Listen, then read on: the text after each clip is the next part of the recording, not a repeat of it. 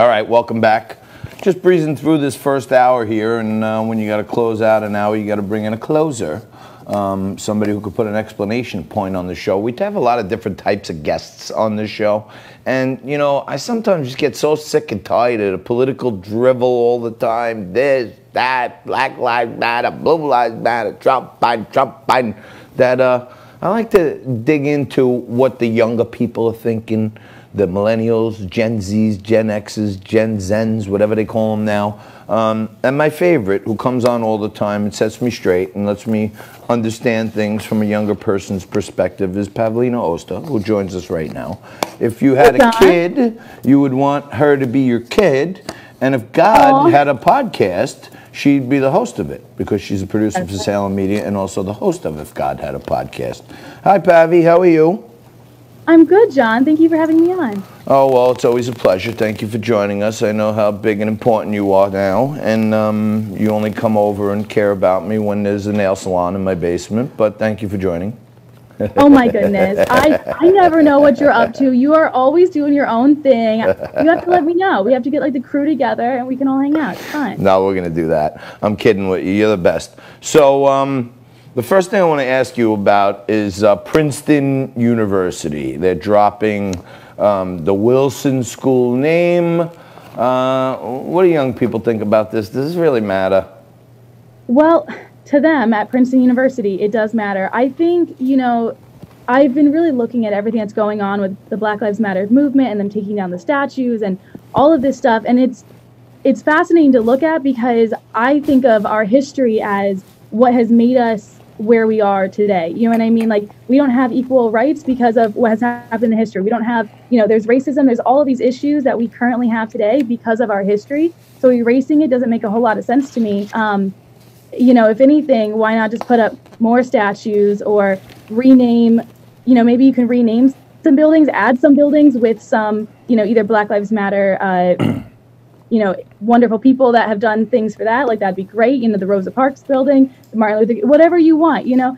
I just don't see where taking down certain names, taking down certain statues is really going to be doing a whole lot for our current problems. But as far as how much they care about it, I think it means enough for them to, you know, send out petitions and doing things like that to get rid of the names. But in the grand scheme of things, I don't see how it's going to make a huge difference. So I want to do a little quiz with you for a minute. Oh, absolutely. Have you ever heard of Yale University? I have, yes.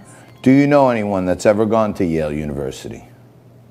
Oh gosh, no. Okay. I don't. Well, most people that have gone to Yale, you know, like the Cuomo brothers, they think they're quite entitled people because they went to Yale. Any Ivy League person usually thinks that, yes. Yeah, exactly. Did you know that Yale does not give out grades? The whole college is pass-fail. Oh, no, I did not know that. Yeah, I know. It's a dirty little secret, isn't it? You're not so smart after all if you go through college on a pass-fail, right? But I guess it's very egalitarian. You're either one or none, right? Did you know that Yale was named after a man by the name of Elihu Yale? Did you ever hear that? Yes, I did know that. You did know that.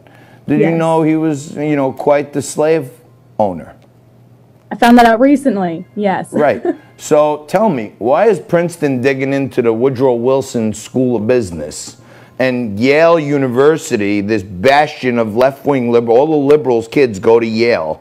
The guy was a slave owner. Why aren't they screaming and yelling to change the name of Yale? Actually, they do want to change the name of Yale. That has been brought up. I have seen different stories about that. Is that actually going to happen? I don't think so. That's what I'm saying. It should be a first. You would think this is actually a slave owner. All right, I don't know. I'm getting aggravated about the whole Yale thing the more work I do, because these people for years have been loaded up with hubris, and they think that they're better than everyone else because they went to Yale, and then I find out it was founded by a slave owner, and the whole thing is pass-fail. I mean, you know. The pass-fail thing kind of gets me. I really, you know, I should have looked into Yale or something. Jeez, but that is a very interesting point, because I have seen where they do want to change the name of Yale.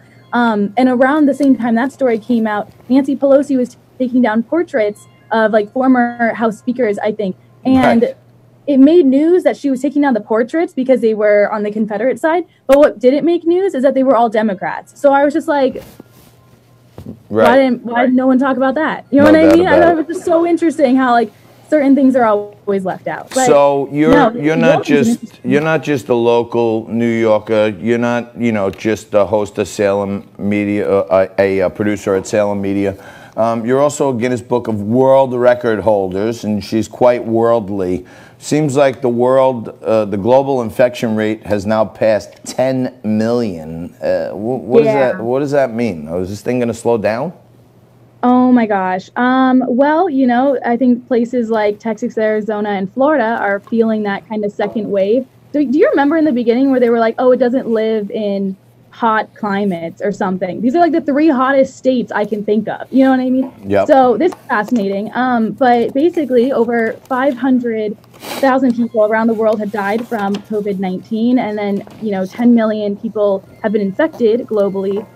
This thing spreads. This thing is all over the place. We're all sort of in the New York City area, and I was talking to my mom earlier, and I was like, I think there's no way we haven't all gotten it in some form or the other.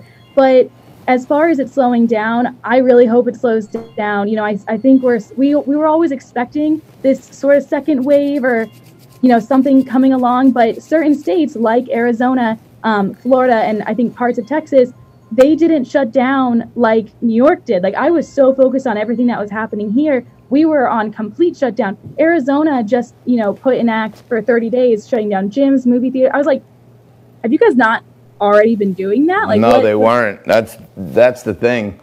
I just found out about that. I was like, wow, you guys have been going to movies since March. How nice. That must be so good for you. But they're just now doing that. And I think we're going to kind of see that, in the beginning, it was like New York, California, certain states were having these surges and they had to shut down right away. But then there were other states that weren't shutting down. Now it's just sort of the opposite's happening. Yep. And hopefully those people don't come to New York and we have the same issue all over again. But as far as it slowing down, I'm just hoping we can get that like herd immunity. That's what I keep hearing about, and I want that to That would be nice. And thankfully, the one thing we didn't lose here at Liquid Lunch is Pavlina Osta as one of our regular guests. Thank you so much for joining us today, dear.